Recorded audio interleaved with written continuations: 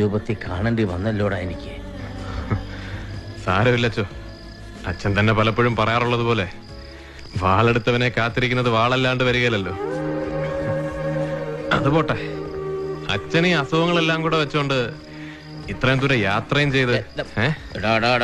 മറ്റേ മോനെ, നീ എന്നെ കൊണ്ട് അധികം പറയിപ്പിക്കരുത്. എടാ, ആരേലും വിട്ടൊന്ന് ഫോൺ ചെയ്ത് അറിയിക്കാമായിരുന്നില്ലേ? 19 ദിവസം ആശുപത്രി കിടന്നെന്നും തിരിച്ചു കിട്ടുകയില്ലാന്ന് വിചാരിച്ച അത്രയും സീരിയസ് ആയിരുന്നെന്നും ഒക്കെ നാട്ടുകാര് പറഞ്ഞിട്ട് വേണോടാ ഞാൻ അറിയാൻ. അച്ഛനെ അറിയിച്ച അത് കളരിമുറ്റത്തറിയും. പിന്നെ നെഞ്ചത്തടി നിലവിളിയൊക്കെ ആയിട്ട് ആ പെങ്കൊച്ചുങ്ങളെല്ലാം കൂടെ അത് അറിയിക്കണ്ടെന്ന് പറഞ്ഞു. എടാ കുരുത്തം കെട്ടവനെ, ഒരു മനുഷ്യനാകുമ്പോ ഇതുപോലൊക്കെ പറ്റുകയും ആശുപത്രി കിടന്നിരിക്കുകയും ചെയ്യും. ആ സമയത്ത് നോക്കുന്നതും ശുശ്രൂഷിക്കുന്നതും ഒക്കെ അമ്മയും പെങ്ങന്മാരൊക്കെ തന്നെയാ, അല്ലാതെ പോലീസുകാരല്ല. അച്ഛൻ എപ്പം പോകുന്നു കുറിച്ച് തന്നെ? എന്റെ എടാ, ഇന്നലെ രാത്രിയിലാണ് ഞാൻ വിവരം അറിയുന്നത് തന്നെ. പിന്നെ അവിടുത്തെ കാര്യങ്ങളൊക്കെ ആരെങ്കിലും ഏൽപ്പിക്കണ്ടായോ? വെളുപ്പിനത്തെ കോട്ടയം ഫാസ്റ്റിന് പുറപ്പെട്ടതാ. 5 6 ബസ് മാറി കേറി ഇറങ്ങി ഇവിടം വരെ എത്തിയത്. എന്റെ കർത്താവേ, എന്നാ ക്ഷീണവാ. എന്നാ അച്ഛനൊരു കാര്യം ചെയ്യ്, കുളിച്ചേച്ച് എന്തേലും കഴിച്ചിട്ട് കയറി കിടക്ക്. കാര്യങ്ങളൊക്കെ നമുക്ക് രാവിലെ സംസാരിക്കാം. ശരി. മതി. ഒരെണ്ണം കൂടി. ഹോട്ടൽ ഭക്ഷണം പോലെ അല്ല, ഒരെണ്ണം കൂടുതൽ കഴിച്ചാലും ദഹനക്കേടൊന്നും ഉണ്ടായില്ല.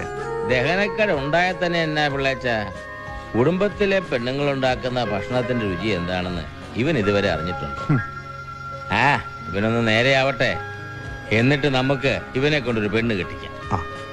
എന്നാലെങ്കിലും ഇവനൊന്ന് നന്നാവുമല്ലോ. ഞാൻ നന്നാവണമെങ്കിൽ പാലത്തിങ്കൽ അച്ഛനല്ല, മിഷിക തമ്പുരാൻ വിചാരിച്ചിട്ടും കാര്യമില്ല. അതിന് ഞാൻ തന്നെ വിചാരിക്കണം.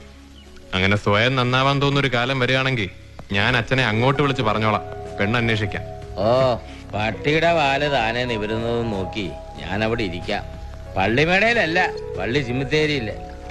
അന്ന് നിനക്ക് തോന്നുകൂടാ ഞാൻ ഈ കിടന്ന് കാറിയതൊക്കെ എന്നാത്തിനാണ്. നന്നാകാനുള്ളതല്ല പിള്ളേച്ച, ഇവൻ നന്നാകുന്നതും കോഴിക്ക് മുല വരുന്നതും ഒക്കെ ഏതാണ്ട് ഒരു കാലത്തായിരിക്കും. ഞാൻ ഇറങ്ങുക, എനിക്ക് അവിടെ ചെന്നിട്ട് ഒത്തിരി കാര്യങ്ങളുള്ളതാ. ഇപ്പൊ തന്നെ പോണോ? നമുക്ക് വർത്താനമൊക്കെ പറഞ്ഞിരുന്നിട്ട് വൈകുന്നേരം പോവാച്ചോ. അത് പോരടാ, അവിടുത്തെ കാര്യങ്ങളൊന്നും നിനക്കറിയാഞ്ഞിട്ടാ. ഒരു ദിവസം മാറി നിന്നാൽ തന്നെ എല്ലാം കുത്തൊഴിഞ്ഞു പോകും.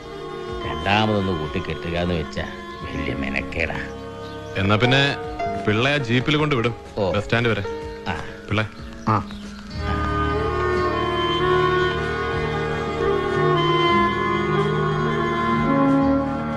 നീ എന്നോട് പറ, ഏത് ചെകുത്താന്റെ മക്കളായത് ചെയ്ത്? സത്യമായിട്ടും നിനക്കറിയാൻ വേണ്ടി. എനിക്കറിയാച്ചോ, എന്റെ കഴുത്തിന് നേരെ വന്ന ആ വടിവാളിന് പിന്നിലെ മുഖം, ആ രൗദ്രഭാവം ഇന്നും എന്റെ കൺമുന്നിലുണ്ട്. പക്ഷെ അത് കാണാൻ എന്റെ കണ്ണുകൾ എനിക്ക് തുറന്നു പിടിക്കണ്ട. അതടഞ്ഞാനിരിക്കട്ടെ. കർത്താവിന്റെ കുഞ്ഞിന് നല്ലത് വരുത്തട്ടെ.